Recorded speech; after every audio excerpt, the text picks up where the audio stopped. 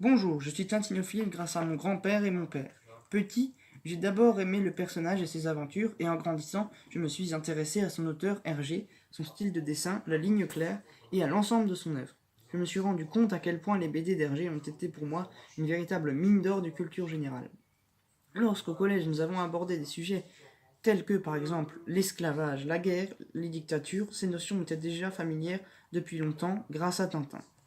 J'en arrive au but de mon exposé, vous démontrer que derrière des BD que l'on pourrait qualifier d'enfantines, on découvre au deuxième plan l'histoire du XXe siècle. Le père de Tintin est le dessinateur belge Georges Rémy, 1907-1983, dit Hergé, d'après ses initiales RG. Au fil des 24 albums, Tintin s'illustre aux quatre coins de la planète.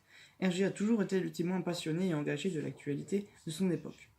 On a peine à croire que Hergé n'a que très peu voyagé, il s'est énormément documenté à une époque où il n'y avait pas internet. En 1929, le personnage de Tintin prend vie sous la plume du jeune Hergé, qui n'a que 22 ans à l'époque. Cet album répond à une commande du rédacteur en chef du journal belge Le Petit 20e, mais ce rédacteur en chef est un abbé avec des idées d'extrême droite. Dans cet album qu'Hergé qualifiera d'erreur de jeunesse, il critique et ridiculise le communisme.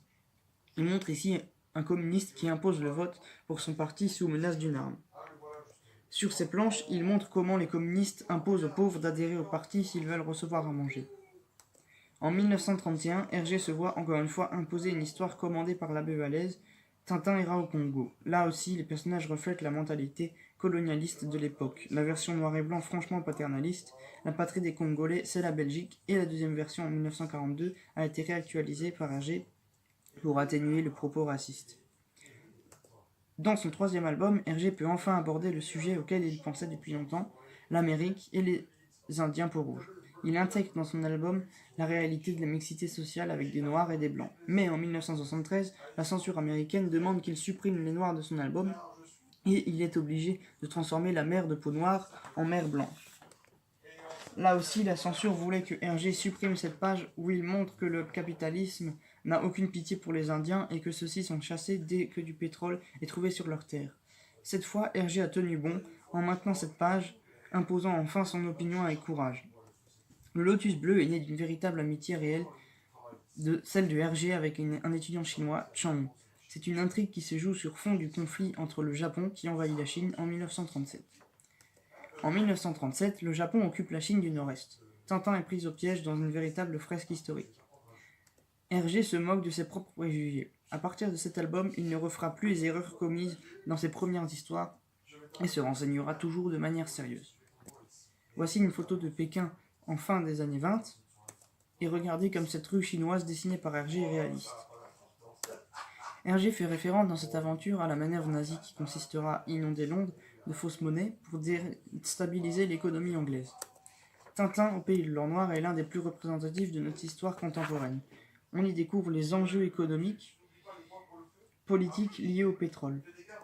Malgré que ce ne soit pas un fait historique, voici l'œuvre la plus visionnaire d'Hergé. Tintin est allé sur la Lune 20 ans avant Neil Armstrong. Sa fameuse fusée rouge et blanche est directement inspirée des fusées nazies. Cet album a été publié en pleine guerre froide. Il s'agit d'un conflit entre deux pays imaginaires, la Moldavie-Bordurie, qui sont les copies conformes d'un pays communiste et l'autre capitaliste.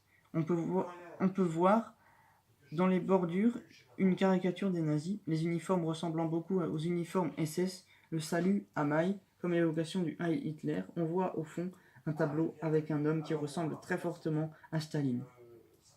Vous voyez sur cette image le buste du dictateur et le symbole de sa moustache qui ressemble à celle de Staline, qui se retrouve partout, voitures, gares, drapeaux.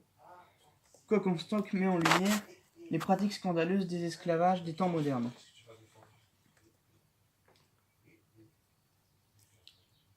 Hergé m'a appris le communisme, le colonialisme, les dictatures, les conflits d'intérêts. Et pour conclure une phrase de Charles de Gaulle, mon seul rival international, c'est vous, Tintin. Nous sommes deux petits dans la grande histoire, Charles de Gaulle. J'aime cette phrase car elle souligne que Tintin, c'est la petite histoire dans la grande histoire avec un grand H. J'espère moi aussi transmettre ma passion à mes enfants un jour. Merci pour votre écoute.